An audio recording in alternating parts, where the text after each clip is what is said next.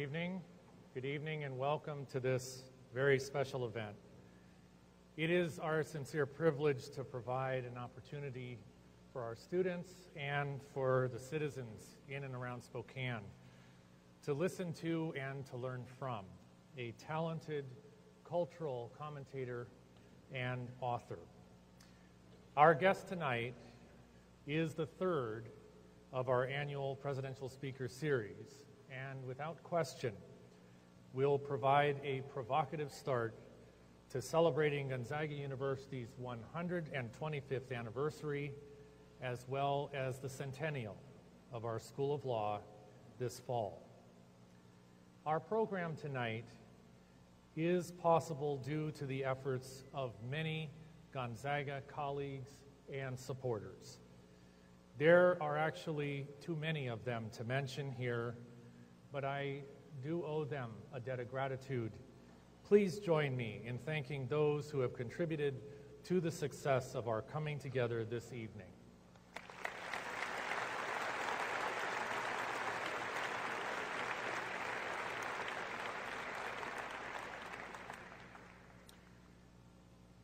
Our speaker tonight has asked me to mention a quick housekeeping item for you.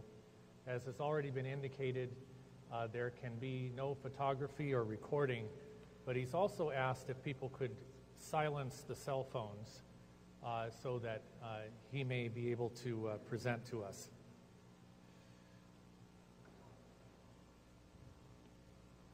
Every morning in Africa, a gazelle wakes up. It knows it must run faster than the fastest lion, or it will be killed. Every morning, a lion wakes up. It knows it must outrun the fastest or the slowest gazelle, or it will starve to death. It doesn't matter whether you're a lion or a gazelle. When the sun comes up, you better start running. This is from our speaker's perhaps arguably most popular book to date, The World is Flat. And it's attributed to an African proverb in chapter 2 of the second edition of that book. Our speaker tonight is an author, a presenter, and a 3-time Pulitzer Prize-winning journalist with the New York Times. Beginning with his early work in and focusing upon the politics of the Middle East, he has spent his career traveling the world and observing the forces at work within and between cultures. He is an insightful and astute observer of human industry and creativity, and his writings reveal a tremendous capacity to understand and describe important social phenomena. In 2005, he published the work for which he is perhaps best known, The World is Flat, which won many awards and has now sold over 4 million copies.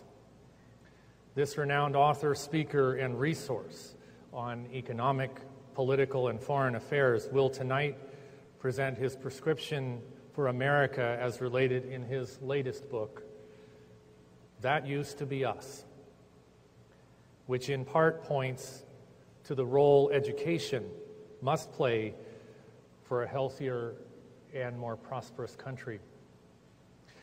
Mr. Friedman's perspective on the topics he covers is especially provocative in the context of two very present realities with influence upon us. First, we are in the midst of a significant national election year. And second, for those of us here at Gonzaga, we are celebrating the 125th anniversary of the institution and the centennial of the School of Law. And as some of you know, our theme for this special anniversary year is tradition and transformation. However, this is much more than a theme, particularly for those who are within the Gonzaga University community.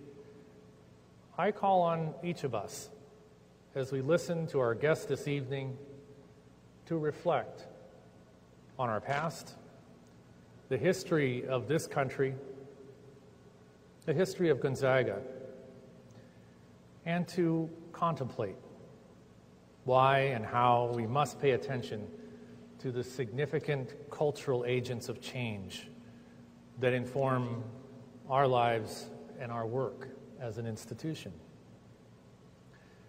To everyone here, we are so honored that you've come tonight to hear our distinguished speaker and to share as well in celebrating the work that Gonzaga continues after 125 years. Ladies and gentlemen, would you please join me in welcoming tonight's presidential speaker, Mr. Thomas L. Friedman. Thank you. Thanks so much. Appreciate it. Thank you. Thank you very much. Thank you. Thank you all for coming out this evening. It's a treat to be here at Gonzaga. We had a little dinner beforehand, and Father Frank Case gave a beautiful benediction. And I was sitting there thinking, where in the world can a little Jewish guy from Minneapolis, whose great-grandparents came from Russia, get invited to the 125th anniversary of a Jesuit university? Is this a great country or what? Okay? So,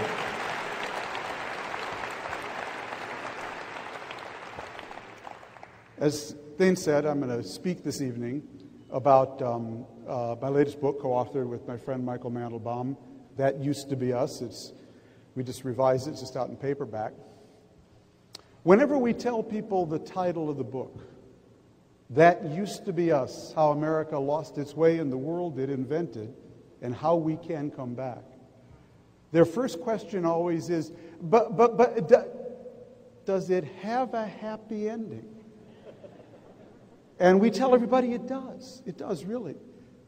We just don't know, though, whether it's fiction or nonfiction. We're still working on that. Now, you may wonder, as Thane said, I'm the foreign affairs columnist for the New York Times. My co-author is the chaired professor of international relations at Johns Hopkins. How did two foreign policy geeks end up writing a book about domestic American politics?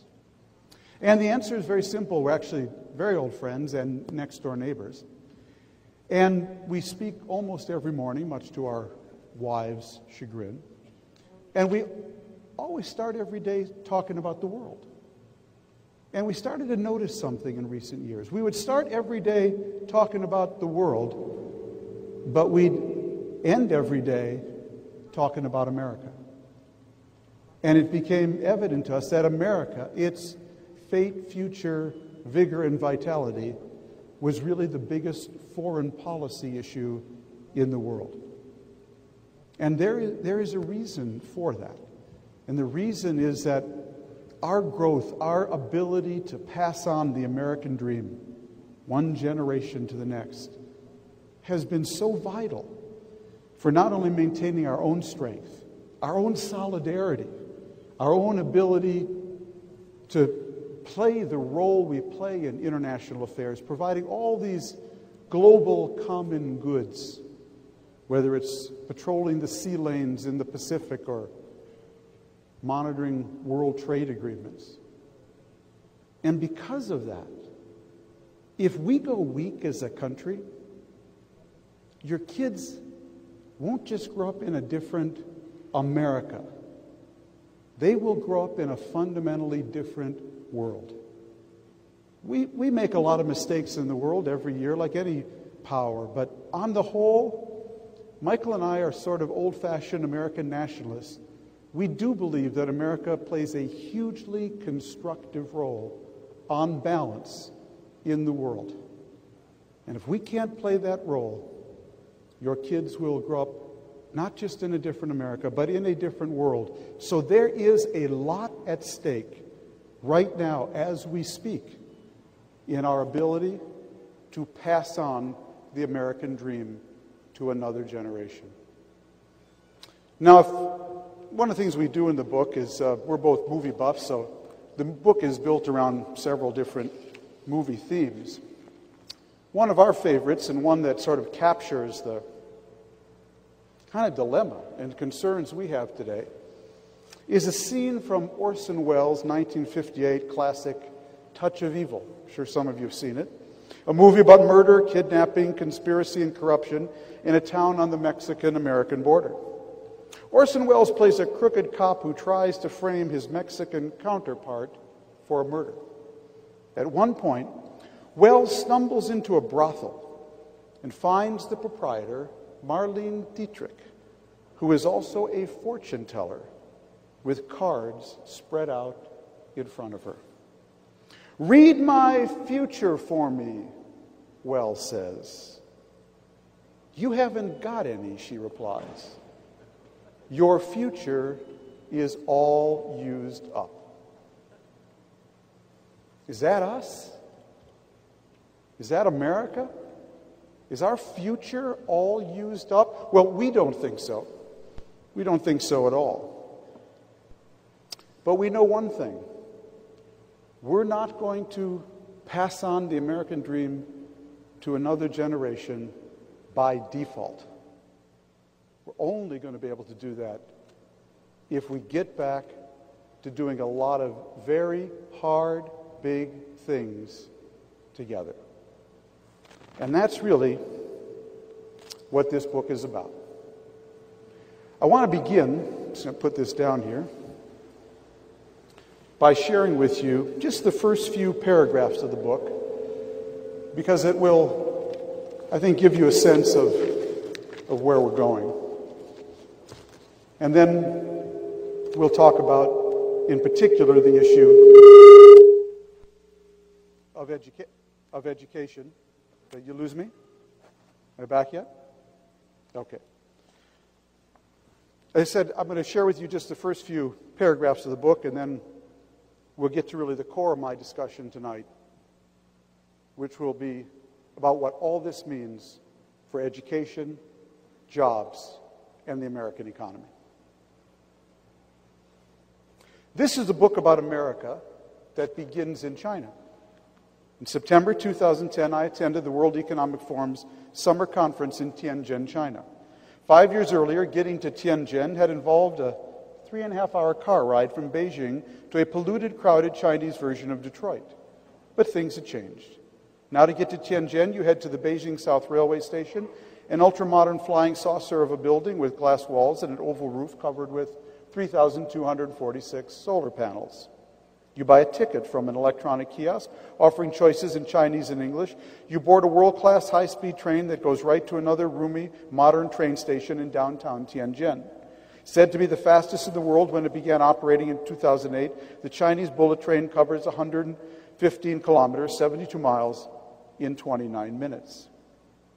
The conference took place at the Tianjin-Meijing Convention and Exhibition Center, a massive, beautifully appointed structure, the like of which exists in few American cities.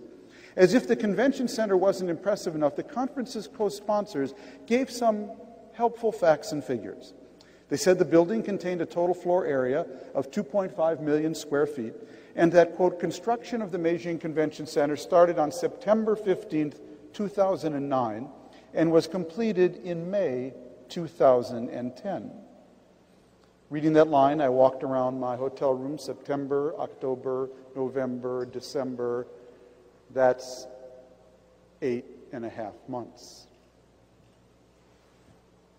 Returning home to Maryland from that trip, I was describing the Tianjin complex and how quickly it was built to my co-author, Michael, and his wife, Ann. At one point, Ann interrupted, said, "Excuse me, Tom, have you been to our subway stop lately?" We all live in Bethesda, Maryland, and often use the Washington Metro Rail to get to work. I had just been at the Bethesda subway station and knew exactly what Ann was talking about. The 2 short escalators there had been under repair for nearly 6 months. While the one being fixed was closed, the other had to be shut off and converted into a two-way staircase. At rush hour, this created a huge mess. Everyone trying to get on or off the platform had to squeeze single file up and down one frozen escalator. It sometimes took 10 minutes just to get out of the station. A sign on the closed escalator said that its repairs were part of a massive escalator modernization